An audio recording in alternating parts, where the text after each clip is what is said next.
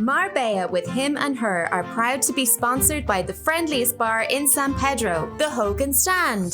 The place for amazing food, live music and sport, karaoke, quizzes, and a welcoming smile. Why would you want to go anywhere else? Check out their Instagram page at the Hogan Stand and at the Hogan Hackers for their golf society.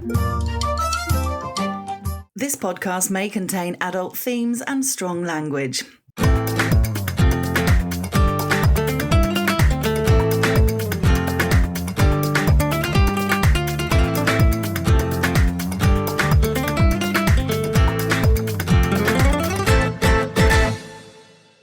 Hello and welcome to Marbella with Him and Her, brought to you by the Hogan Stand. He is PJ Lopez and she is Hannah Murray. Feeling a bit delicate. Yeah, you look a bit delicate. Yeah, well, you made me have like Negronis. I didn't make you do anything. You did. No, I didn't. Very strong. You have free will. I had lots of Negroni. So we'll get to that, hopefully. Last Sunday, you woke up feeling like you had a bit of a cold or maybe hay fever. You weren't really sure what was going on. No, I was a bit blocked and I felt a bit shitty. And I thought, everyone's got cold, so maybe I've like succumbed and had a cold. So you went out on your own and I stayed at home and rested. And I did get over it. I've been taking my vitamin C and zinc. You were fine the next day. I mean, it was pretty much. I was a little bit sniffly, but I also cut the grass, and I wonder if I got a bad case of hay fever. Yeah, that's what it seemed like, didn't it? Yeah. So yeah, I went out with Aoife and Maeve. We did a bit of a tapas crawl around San Pedro. We went to some lovely little traditional Spanish places. We went to a place called La Bodega, which is really nice, that do quite a large tapas selection. And they gave us a free one to try. The woman came out and we ordered 2 little bits of tapas. One was chicken curry, which was really nice, and the other one was albondigas. And she came out and said, I want you to try this. And it was pieces of pork in a sort of sweet red wine fruity sauce. It was quite nice. Very nice. I was asleep. You were asleep, yes. But because of the time we went out at about 3:30. Lots of places were starting to shut, so it started to become difficult to find places to go, because obviously a lot of places shut for siesta in the afternoon and open again evening-wise. So we ended up at Hogan's. Of course you did. Which was nice. You can rely on the Hogans. And I did something that I haven't done in a long time, and I've done it a few times since now.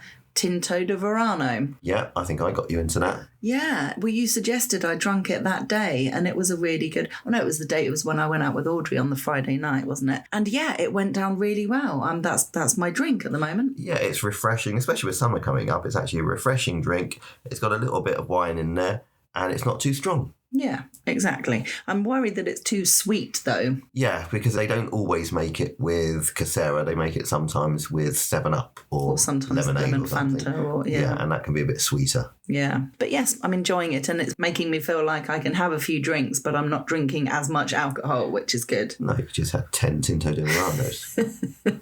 I got you an Indian takeaway on the way home. You were hoping it would blow the cobwebs away. I reckon that was some of the reason that you were better. Yeah, I think it had a lot of garlic in there, and it definitely helped, I think. Well, that's nice. Good. It was tasty. Yeah. I ate it all. Well, that's a good sign. I did as well, having been on my tapas crawl. You went on your tapas crawl and you said, is there anything you want? I said, can you get me takeaway on the way home?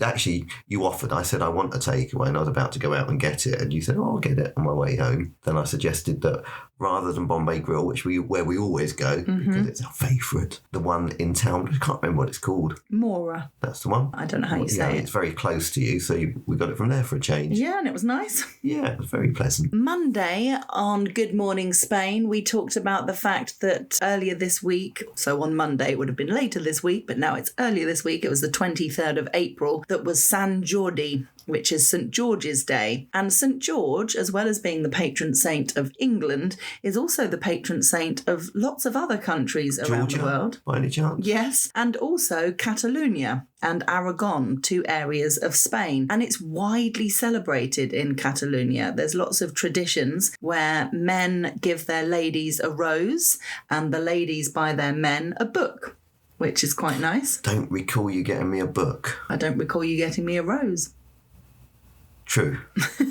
And it also has become World Book Day over the years. And it's the day, the 23rd of April, when Miguel de Cervantes, the author of Don Quixote, and William Shakespeare died. So Were there's they on a lot going- suicide pact? No, don't be silly. Interestingly, it was actually the same year, 1616, I think it was, but they were on different calendars. It's very confusing. One was on the Gregorian calendar, one was on the Julian calendar. So actually, they died 4 years apart, but it says that it was the same year. Very confused. Very confusing. On Talk Radio Europe this week, I had some very interesting people on, including Dr Sian Williams. She was the co-host of BBC Breakfast for 11 years with the late Bill Turnbull. They made a great team. I used to love watching them. And she has trained as a psychologist. She's done lots of work on psychology and anxiety and things like that. And her new book is called The Power of Anxiety. So we had a really interesting chat. Were you anxious? I wasn't. That's good then, because she could have helped. Yeah, exactly. She was lovely. She really knows her stuff. Really passionate about it. That really came through. And I'm now, as of this past week, doing a weekly chat with the ladies who run Be Spain Savvy, which is a brilliant Facebook group that we talked about.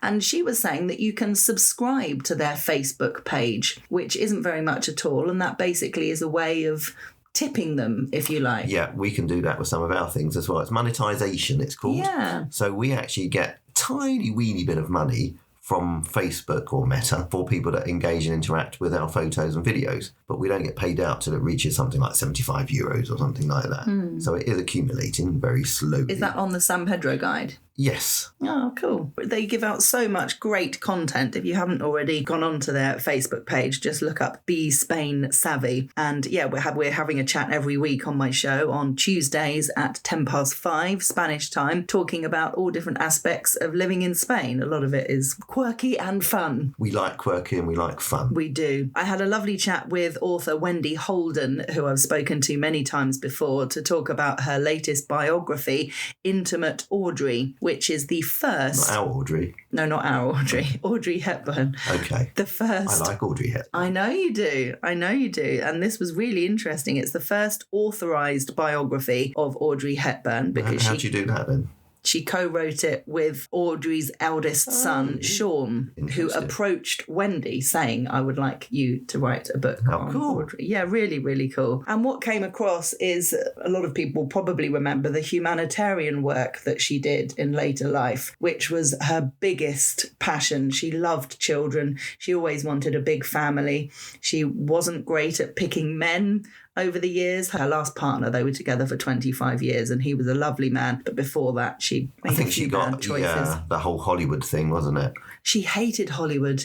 That's why she stayed living in Europe. It wasn't her She thing at all. spent time in Marbella. Yeah. Quite famously.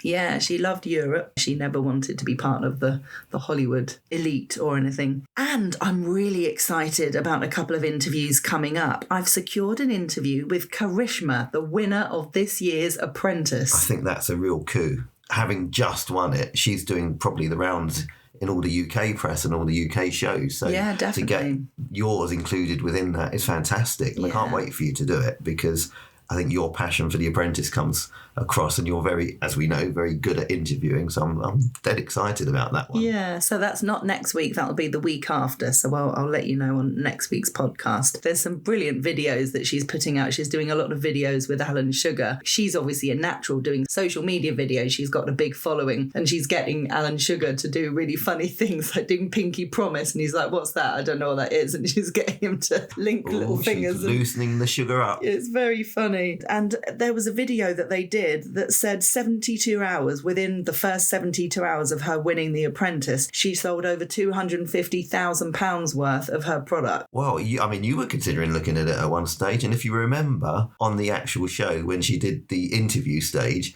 one of the ladies that does the interviews actually went online and bought the product. Yeah. So she's really obviously good. She's just got something, hasn't she? Yeah, really, really pleased. And tomorrow, my Entrepreneur of the week I'm looking forward to chatting to is Pauline Patterson, who is the founder of the hugely successful brand Dr Paw. She was on the India trip that I was on, so I had the pleasure of meeting her last year. Were they quite crazy, those ladies? Yeah, her and her friends did lots of fancy dress and they were brilliant. Didn't they repair something with one of their products? Yeah, somebody else did, because she gave us all a Dr Paw lip balm at the beginning, and one of them used it as like lubricant when the wheel nut came off, and yeah, really funny. So really excited to chat to her and find out how and why Dr Paw started. And I mean, she's grown the company. It started with one product, like a lot of things, and now there are so many different things that she does: creams, lip balms, lip glosses. But it's in all the big stores, isn't it? Yeah, you can get it in Boots and Holland and Barrett and Superdrug and everything. Really huge success. Oh, that'd be great. I had a really eye-opening chat with a woman called Caroline Carci, who has written a book called Daughter of the Titanic, and it's historical fiction, but it's based very much on truth. The daughter of the captain of the Titanic. She was 14 when her father died, when the Titanic went down. And obviously back in 1912 was obviously years before there was any kind of social media or internet. So everybody was relying on newspapers coming out for their news. And apparently there was conflicting reports at the time. The first time it was reported about the Titanic, it said that everybody had survived. Wow, couldn't get that more wrong if they tried, could they? Isn't that horrendous? And then it was, some people have survived. Then there was conflicting information about the captain himself, that it was his fault. Then he'd committed suicide. Then there were sightings of him in some random country. I mean, just horrendous for the family to cope with that and to try and understand what had happened to him and whether he was potentially coming home. It was quite a long time before that was confirmed that wasn't the case. And this woman, the daughter of the captain of the Titanic, went on to marry, happily married. She had twins. She had a boy and girl. And then immense tragedy struck, having lost her father in the circumstances that she did. Many, many years later, her mother was hit by a London taxi cab and died. Her husband died, I think it was of cancer, and she lost both of her children, one in the war and one to polio. And that all happened in the space of a couple of years. That's devastating, and something that a lot of parents wouldn't get over. No, exactly. And this woman, having gone through all that, she ended up training to be a pilot and did some amazing things with her life. And she lived till a good age. And it said on her gravestone, it described her as joyous. Wow. Isn't that amazing? Considering everything that happened, exactly. That's inspirational. So inspirational. What a woman. So yeah, it sounds like a really fascinating book, Daughter of the Titanic. And then the other side of the coin, there was what I thought was a really shocking and irresponsible headline article from the Daily Mail the following day. Oh, you surprised me. It was about this woman who was 56, and the article said that the following day, so I'm assuming it's already happened now, she was going to Switzerland. She had an appointment to end her life. Obviously, euthanasia is illegal in the UK, so people go to Switzerland to do it. And it said that this woman was in full health and full mental capacity, but she had lost her son a few years previously. Her son was in his early 20s, I think, and she was trying to revive him. Really, really tragic, awful thing to go through. And she just couldn't cope with it. She couldn't get through it. She had been through therapy and it didn't work, it didn't help, and she just didn't want to live, basically. Really, really sad. But I sort of read it in a way, not taking away the tragedy of what she'd been through, but specifically having done this interview the day before when this woman had coped with it, a lot more. I just thought it was really irresponsible, because it seemed like it was promoting or glamorizing the fact that if you'd been through trauma that you couldn't get over, you can just go to Switzerland and end it all. Yeah, I agree. I think there should be more responsibility when it comes to reporting and headlines, because a lot of the time people just see that, they don't really read the story, and they think, oh, okay, I can do that. I'm feeling a bit down in the dumps. I might go and do the same. And obviously, when they say she was in good mental health, quite clearly you're not in good mental health if you want to take your own life. No. There is something deeper that needs to be looked at. I'm not taking away the power that people should have about their own lives either. I get that. But yeah, it's a bit of a sticky one, that one. But it certainly shouldn't be something that's a nice headline like that. No. I was interested to see what the public thought, because the Daily Mail online gets lots of comments, particularly with controversial subjects like this. And I was really surprised that I read about 25 comments and 99% of them were all positively supporting this woman, saying, cannot imagine what you've been through, so sorry, good for you, I hope you meet your son up in heaven, those kind of comments. And there were people that saying, I know the pain you're going through, I lost my son or I lost my daughter. Someone even said, I wish I had the courage to do what you're doing. And I was like, what? That's crazy. If you look at social media, there's people out there that actively try and encourage people to take their own lives. Oh, yeah. It's a big thing, isn't it? Especially in the teenagers as well. Exactly. But there's people out there saying, go on, why don't you kill yourself? And literally on at them. And sometimes it has resulted in those people killing themselves. Oh, it's terrible. Awful. And I'm sorry, but to me, it's not murder because they haven't picked anything up and done something, but it's a similar thing. Encouragement of somebody to do something to themselves surely should have some type of consequence. That's what I thought. I got into a discussion with a friend of ours the other night who had seen the same article and was very much, understanding and sort of supporting what this woman was going through, which I thought was interesting. We spoke about it. And she was coming from a different angle because she knew someone who had also gone to Switzerland to end their own life. So she had experience of that, which is really sad. But she said the rules, the kind of questions that you're asked in order to get that euthanasia in Switzerland is quite severe. You cannot just turn up to a clinic and go, I'm depressed, I want to end my life. So she said there must be a lot more to it that wasn't revealed in the article. Yeah, so which again is really irresponsible. But that's what the newspapers are these days. That's the problem. Rarely can you pick up a newspaper or even look at anything online now and say, okay, that must be the case. And then you've got people like Donald Trump coming out with bizarre headlines. And, I read one of his the other day and I just couldn't believe it. He was actually having a go at Sweden. I can't remember what it was about. He doesn't really need a lot of things to have a go at somebody, does he? But it's the insults that go with it. Get back to your cheap furniture and just literally horrible comments. Yeah. And then that shouldn't be coming from a president. No, but then when I looked through some of his other stuff, and that's what he does. So it was last night that there was this shooting incident at some event that was being held. But he's now blaming it on the Democrats and the far left, and they want to murder us. I don't know if that's the case at all. It's just one man on his own. So what you're doing is building hatred for a whole bunch of other people. Just because you have a different political view doesn't make you a murderer. No. Doesn't make you support murder. And I think his rhetoric sometimes is very dangerous and inciting. It goes back to the media and don't believe everything you read kind of thing. I just thought the fact that we're talking about ending your life is something very serious to not be reporting the absolute facts about. I agree. And chatting to someone else about the subject who had lost their mother to suicide was again outraged by the article and just said it's no joke. And part of the headline was that this woman leaves behind family and friends. So it's not like she's a loner and had absolutely no one now that her son is gone. She is still leaving behind people who love her. And the person I was speaking to who had lost their mother to suicide was saying it's horrendous. It destroys families for the rest of their lives. And I just think it was a terrible bit of reporting. I really do. But my love goes out to this woman's family and friends who are left behind, because if she did what she said she was going to do, she's now not of this world anymore. Very sad. Rehearsals for Ladies' Day going really well. We had our first rehearsal last Wednesday where books were asked to be down.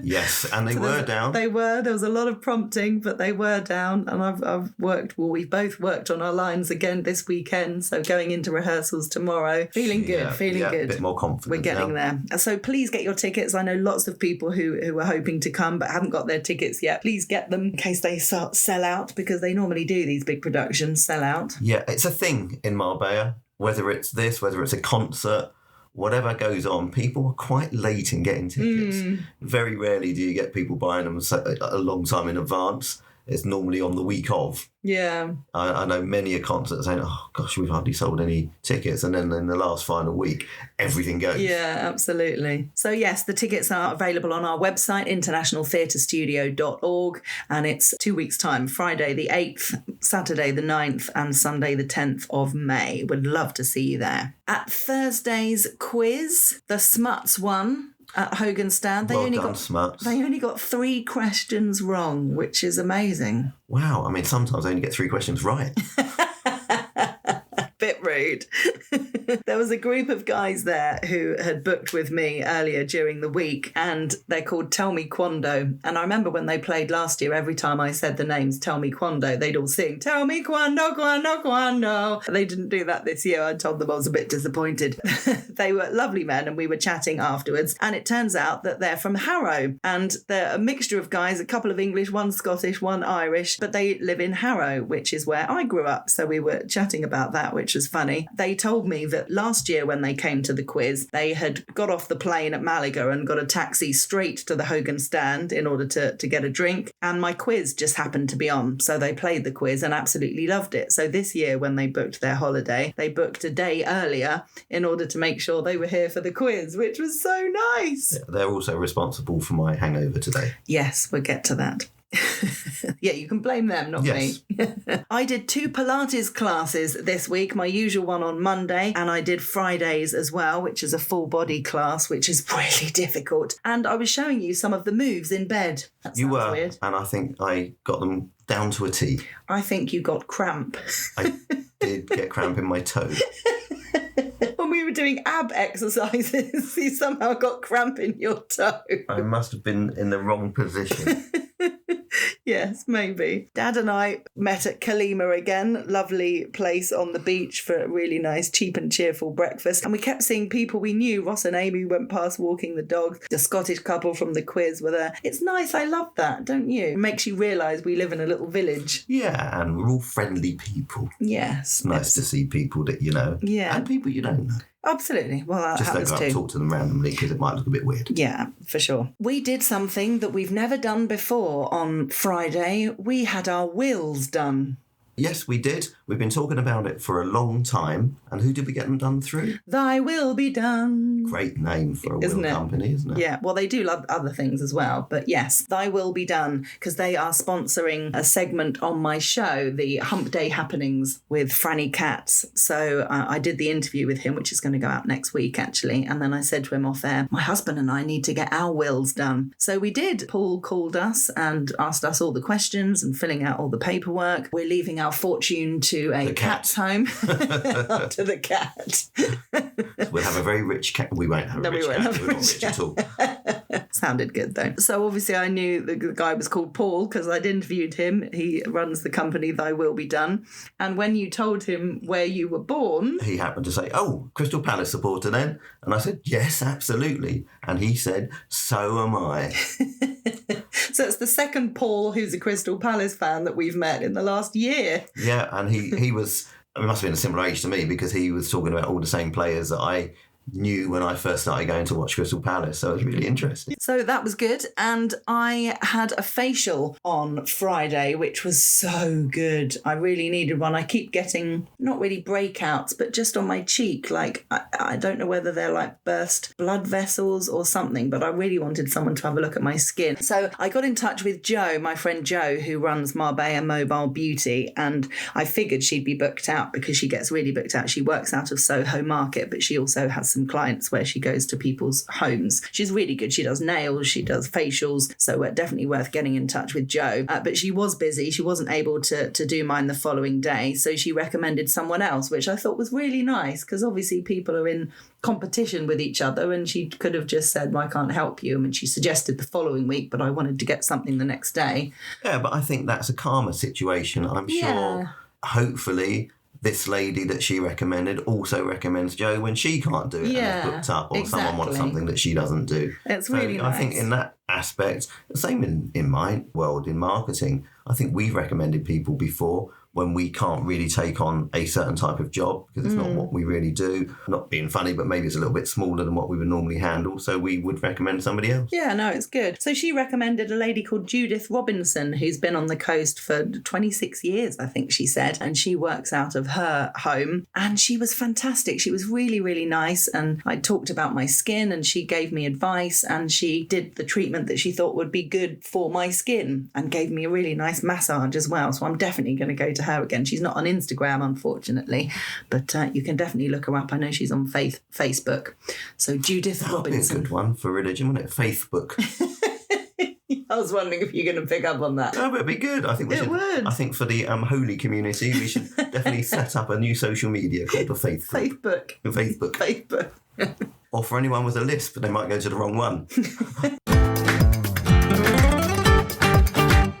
So on Friday, you made a really delicious meal. We had steak, but you did it differently. What did you do? Because Okay, it was gorgeous. I think I did it the French way, really. Okay. So normally when I do a steak, I do it on the griddle pan, which is a lovely way of having it, and you get those sort of like stripes on it and a little bit of a charred effect on there, but it dries it out. Whereas what I did this time, I did it in the frying pan with oil and butter, and when you do it that way, you keep basting it. So you're keeping it very moist, and it cooked so quickly as well. So I let it rest, obviously, as you do when you do any type of meat, and then sliced it, and the knife just fell through it. I mean, it was gorgeous, so tender. Wasn't it? Presumably that's not as good for us because it's loads of butter. Well, we're not eating the butter, we're just cooking in it. But still. I mean, I think there's lots of things we eat that aren't good for us, but it was nice. Okay, fair enough. It was lovely. And your corn ribs were better. Still not quite as good as Amy's, according to you, but better. Yes, they were. I said, have I got them now? I said, yeah, no, they're still not quite like Amy does them. She must do something different to them when she's cooked them. Well, just a bit more flavour. Okay, you make them next time. No, don't be silly. You're the best. Clearly not. We stayed in and watched the I'm a Celebrity live final. Oh, dear. Which was epic television, wasn't it? It was some of the best TV I've seen. I mean, wow. How it didn't end up in a mass brawl, I'll never know. Yeah. When people walked off set, people were crying. It was really, really controversial. And it's difficult to know whose side to be on, isn't it, really? We've gone all over the place with it. We flip-flopped. That's a good term. Yes. We flip-flopped. Because the more you hear from a certain person, the more you sort of think, oh, they've got a point. So I don't think, for the sake of all our listeners, that we should take a side. Just say that it was very controversial, to say the least. Yes. But what we can say is that David Hay is a twat. Yes. Yes, we agree on that. For people who don't watch, we'll just quickly summarise. Adam won I'm a Celebrity, and there was an incident that happened a few days before. Well, I say a few days. It was filmed in September, so it was ages ago, where Jimmy Bullard said, I'm a celebrity, get me out of here, which meant that he and Adam, because they were paired up, would be going home. But I'm a Celebrity changed the rules in order to keep Adam in because he was devastated to be going home. And his reaction at Jimmy Bullard was quite kind of shouty. But obviously ITV had edited some of it out, so we didn't see the full extent of it all. And apparently there were a lot more F-bombs and C-bombs thrown, which we didn't see. And a lot more kicking of stuff as well. I think Craig Charles said that he thought that he was going to attack him at one stage. And I think Sunita backed that up as well. And Sunita, you know, she's a lovely woman. She's not going to make something up. No. So for her to say that as well, there must have been something in it that made her think that there was more to it than what ITV have edited. And that was his point, wasn't it, at the live show, was that he was actually having a go at Ant and Dec, saying, you've made me look like a really bad person because you've edited out all the stuff that he did, and do you think that's right? So people are feeling sorry for Adam as him being the victim. They stuck up for themselves and said, we don't think it was aggressive, and he disagreed with them. And then David Hay just kept putting stupid stuff in. So I think Dec just said, look, you weren't even there, shut up. Yeah, to a boxer. Yeah, you know, which is brilliant. So, yeah. I think Ant and Dec handled it really well, but you could see it was really awkward. Yeah, I don't think they expected it quite to go down that route, but wow, I'm sure it's got well, it just keeps going and going and going. So what it's done is given everybody a lot of exposure that they weren't going to get before. I wanted to mention that Sir Mo Farah, who was in I'm a Celebrity into the final four, was actually in Gibraltar recently, last weekend, I think. He did the Around the Rock run in Gibraltar, so that was nice to see. It would have been good to go and see him, but we didn't sort of see it till the last minute. No, and that that really confused me because at this stage we didn't realise it'd been filmed 6 months. No. Behind. So I'm sitting there thinking, okay, they said it's a live final on Friday. So what I assumed is it's a bit closer and then they've like not got the public involved in any of the other bits. And then on the final part, they're going to get the public involved. But when I saw he was running around the rock, it's like, but he's in the jungle. How can he run around the rock? So obviously it was quite clear then that there was a long time between filming and doing the final. So tell us about your day yesterday. I had a very interesting day yesterday. So it was nice and well, it wasn't sunny, but it wasn't bad weather down here, and it was quite warm. And then we headed up the hills and the mountains in Estepona, and we kept going up and up and up, and the road got narrower and narrower and narrower, and we basically ended up in the clouds. Who's we? It was a work bonding session. No, that sounds a bit rude. You didn't say bondage. Yeah, it was a work team building event. Okay. So we just went out for lunch basically at this amazing place called Los Reales y Mirador, which was very high up in the mountains in Estepona. I think it's called the Refugio in that area in Estepona. And it took about an hour to get there from here, but literally could not see the road ahead. Wow, it was that foggy. That foggy. In fact, when we got there, the two that had arranged it, Paola and her boyfriend, they said, oh, there's a car park just down there. So we're like, okay. And then we carried on going down. And then we could see that the road had gone slightly to the left or split. And they carried on going in the same direction as well. And we couldn't see. We think, should we go left? Or are we going to go off the edge of the cliff? God. And we couldn't see the car park. And then when we suddenly saw there was an entrance, car park is probably pushing it. It was just like a very steep gravel drive. And I've got to say, getting out of that drive was interesting as well, because by the time we'd finished our lunch, which was quite a long time, it had rained. Oh, so it's a bit slippery. It was a bit slippery as well. So we got in there, we got there for 1:30, and I think we had our starter at 2:20. Maybe then we got our mains about 3, 3:15. I think I messaged you in the end to say, because I thought I'd be home quite a lot early because it was just lunch, and I think I messaged you, and there was no signal up there, so I had no 5G, and I don't think they had Wi-Fi in the place, but I managed to see that I had like an E at one stage. So, I'm going to window of opportunity, so I sent you a text message just to say I haven't even eaten yet, so I don't know what time I'm going to be back, but it will be in time for the quiz, which was at 7:00. And I did. I got home about an hour before the quiz. Yeah, no, it was But it was lovely, really nice, really authentic place. And there was a log fire in there, and the food was just pure basic Spanish food. I had a bondigas, which was in a Pedro Jimenez sauce. Some people had like oxtail, which just fell off the tail. Bone. Do you have a bone in the tail? I'm not sure. I think so. Some people had entrecôte steak, so that the food was just gorgeous. Lovely. Then the Urban Chai quiz last night. Your team didn't win. No, we thought we'd better hand the mantle over to somebody else. Oh, very kind, yes. Rosé-tinted spectacles won, which was nice. And we thought we'd go to Hogan's for a couple more Tinto de Veranos. Which started off quite... Well, no, I actually went on to Blush. Oh, yes. So I stayed with Tinto de Verano very sensibly until we bumped into the guys from Harrow who were there, who were very excited to catch up and wanted to meet you. So I introduced you, and then you got on really well with one of the guys because his wife is Anglo-Indian. Yes. So he was really excited that you were Anglo-Indian, so you had a lot in common. I'm not Anglo-Indian. Okay, well, from Anglo-Indian heritage. Yes. So, yeah, you got on really well. Yeah, had a good old chat. And then he liked me so much, he insisted I had a Negroni.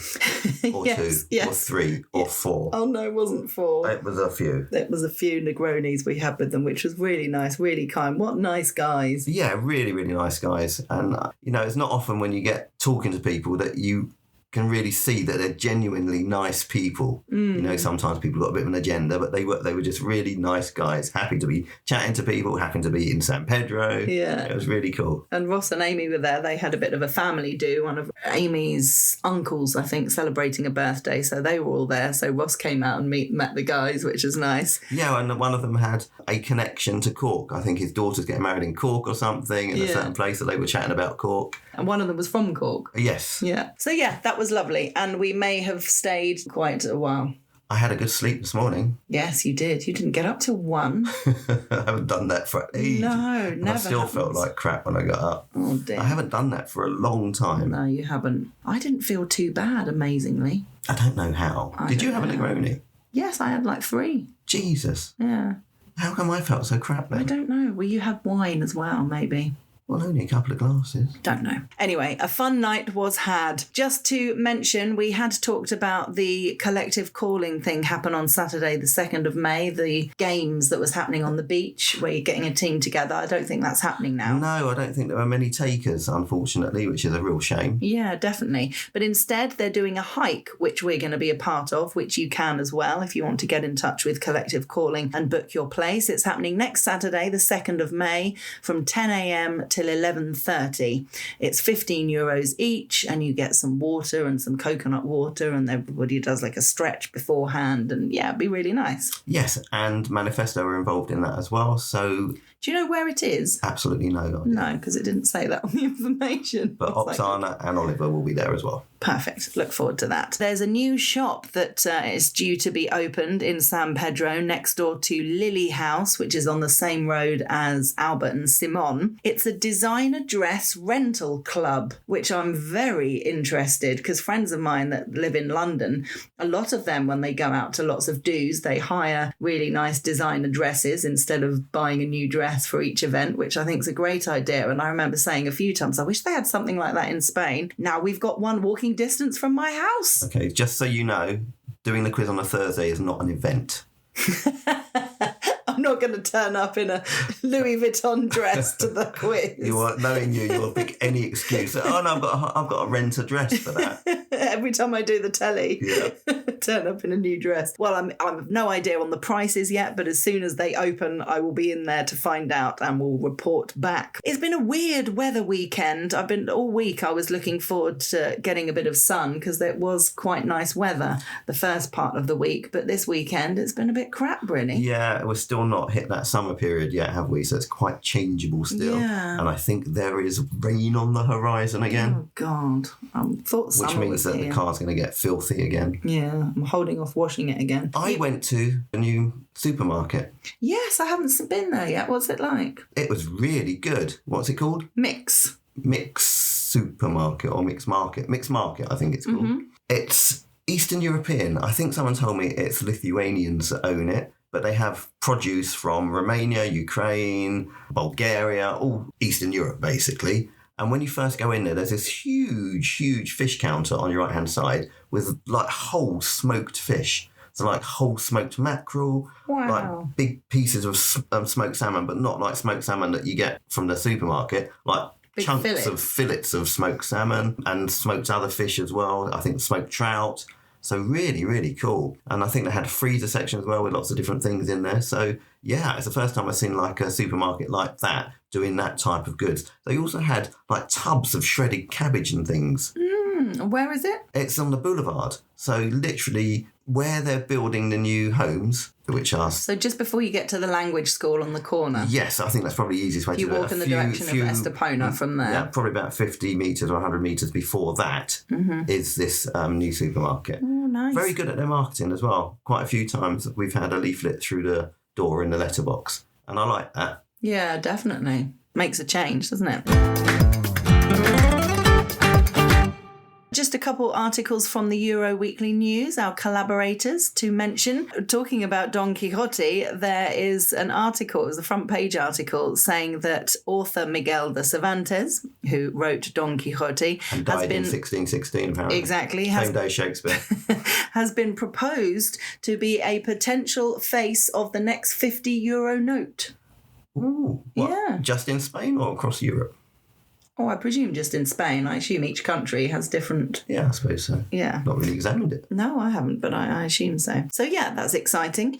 And talking of money, but from a not exciting point of view, and you'll go, at me about this, you can get a €200 fine if you treat your car like a storage locker. You cannot put shopping bags, backpacks, or even handbags on the seat. Yes, I tell you quite a few times to put your handbag on the floor, more from a security's perspective, because if somebody looks in the car, sees the bag, they do a smash and grab, and it is a thing. They pull alongside you in a motorbike, smash the window, grab your bag and drive off, and you still don't listen to me. Oh, I do. I do normally put it on the floor now. But I get this. I think this is a proper safety issue. So a lot of people actually put their heavy shopping on the back seat of the car, which means that if you're in an accident and you brake quickly, that shopping carries on flying forward and it can cause some serious damage to the car and to yourself. So I do get it. Yeah, makes perfect sense. Not sure what you do when you're coming home from IKEA though, and you've got the wardrobe like pointing at your head. Yes, no, the one just needs to be very careful with that, I suppose. But yeah, just as a general rule, make sure all handbags, backpack, shopping bags are either in the boot or on the floor, you know, behind the seat as opposed to on the seat. And another little bit of car maintenance stuff as well that I think they should make compulsory, which I think you should sort of look at a bit more as well, is, you know, that thing that sucks stuff up with air? I think it's called a vacuum cleaner. You know, you only need to put €1 in one of those machines and you can hoover the car now and again. Really? Is that a thing? Yes. Oh, I did it before I picked everybody up on Saturday. I like the way you made the car look nice for other people as opposed to for your wife. You should have more pride in the car you drive. I'm the one that washes it all the time. I do the outside, you can do the inside. We're a team, remember? Yes.